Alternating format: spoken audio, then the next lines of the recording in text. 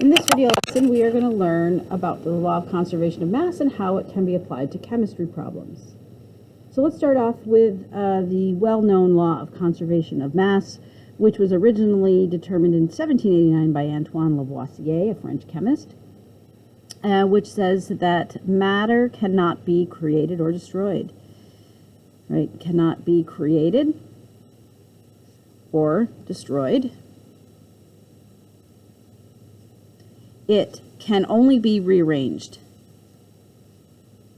And that indeed is what a chemical reaction is when matter is rearranged. You have to conserve or maintain. All the things that you started with have to be accounted for at the end of the chemical reaction. So according to this law, the mass of the reactants must be equal to the mass of the products. We are assuming we can measure that if you have a closed system and you don't allow any of the products to escape. For example, if a gas is produced, if you can contain that gas, you can validate this law. But it also, what it really means at the heart of it is that the number and the type of reacting atoms must be equal to the number and type of product atoms. So for example, we have a chemical reaction. This is a particle model. This means the chemical reaction is happening. So what we have over here is our products, and what we have over here is our reactants. And so what we have here is an H2 molecule and another H2 molecule here and an O2 molecule. So this is a total of 2 H2s plus 1 O2. A chemical reaction has taken place. And what we have here is an H2O molecule and another H2O. So this is 2 H2O molecules. So if we count everything up, on the reactant side, we have 4 total hydrogens. That's what this is right here. This is 4 hydrogens. 1, 2, 3, 4. 2 times 2 is 4 hydrogens. We have 2 oxygens. That's not 20. That's 2 oxygens. And so that's what we have to start with. So we have to make sure we have 4 hydrogens and 2 oxygens at the end. And if we look at the particle model, we have 1, 2 oxygens. That's not 20, that's 2 oxygens. Plus 1, 2, 3, 4. We have 4 hydrogens, right? So right there, that checks the fact that we have maintained the number of atoms. If we validate that with the chemical formulas, we have 2 times 2, that's our 4 hydrogens. And then 2 times this 1 oxygen gives us those 2 oxygens. So this is the reason why we need to balance equations, right? These coefficients will allow us to balance equations, and we balance equations because of the law of conservation of mass. But before we get to balancing equations in the next section, we're going to see some other examples of how this law of conservation of mass is applied.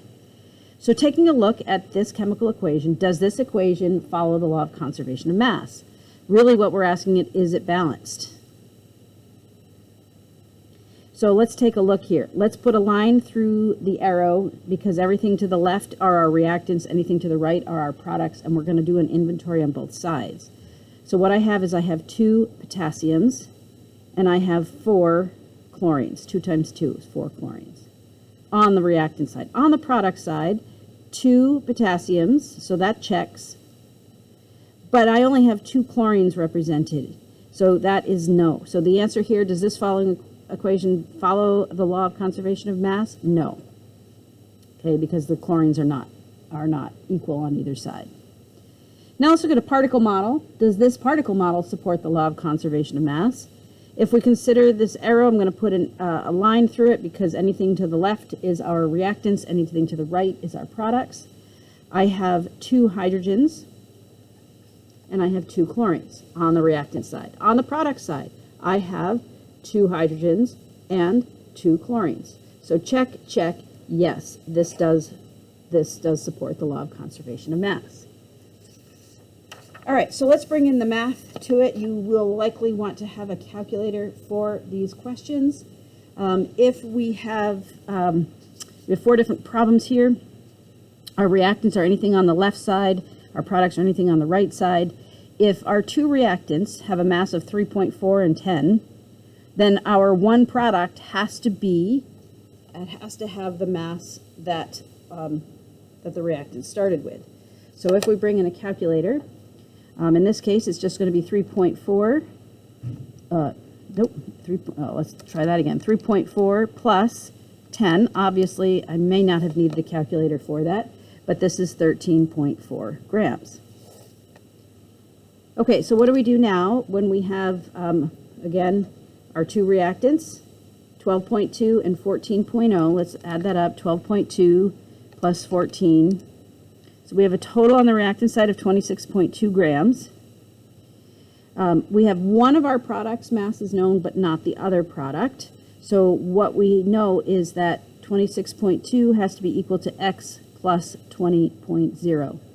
So to figure this out, we subtract 20 from both sides, and we will get 6.2 grams. All right, let's take a look at the third problem. We have one reactant and two products. So this one reactant has to be equal to these two products added up. So this is just going to be 23.6 minus 13, and we're going to get 10.6 grams. D, the fourth one here. We have two reactants, one product. So here our one product, 24.6, subtract out 24.6 minus 5.7, we're going to get 18.9 grams. Okay, so that's great. You can kind of see how this math is working, but a lot of times these problems aren't going to be quite delivered to you in quite a clear and concise manner. You're often going to have to solve these problems from word problems. So let's take a look at some of these word problems and see how it works. So let's say you have 38.6 grams of magnesium and 40 grams of oxygen reacting together completely in a synthesis reaction. How many grams of magnesium oxide would form? So let's set this up. Sometimes it helps to write out what we are working with in terms of the chemical equation. Magnesium plus oxygen are reacting together in a synthesis reaction to create magnesium oxide. And once we have sort of an equation structure, then we can just put the numbers in, and that'll help us with our math. So 38.6 grams of magnesium and 40.0 grams of oxygen, right? Since there's only one product, we're just going to add these numbers together. We may not need a calculator here, but we're going to use one anyway. So we're going to have 78.6 grams of magnesium oxide should be produced. Number 5, how much oxygen is needed to react with 36 grams of carbon to make 132 grams of carbon dioxide? So what they're trying to tell you here is to make, that's your chemical reaction, that's your arrow. You've got carbon dioxide as your product, and we know we have 132 grams of it. We know we are reacting oxygen with carbon, so carbon plus oxygen.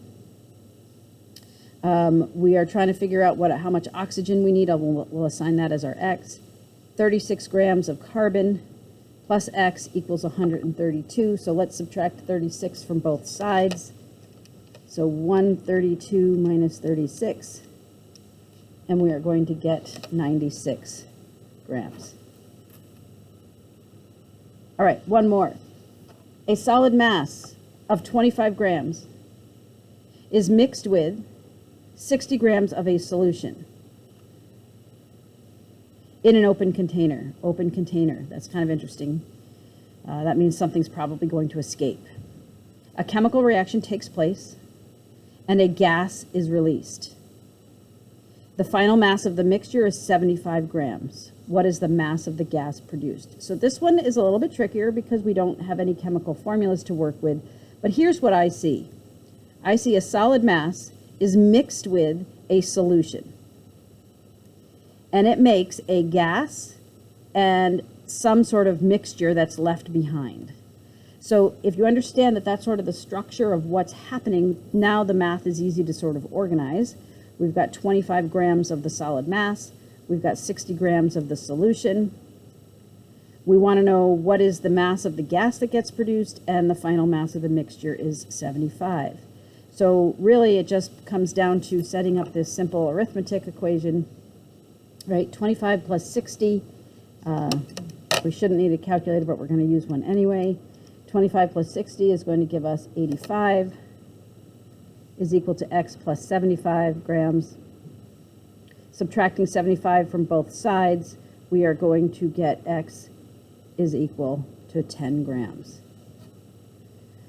All right, so in this video lesson, we have learned about the conservation of mass, something you've probably known about for a long time, but we've explored some of the ways that you're going to need to apply that law of conservation of mass, either to a particle diagram, to a chemical equation where you're counting the number of atoms, or you are actually doing the math problems associated with all of the reactants in the products. All right, that's it for this lesson. I'll see you back in the classroom.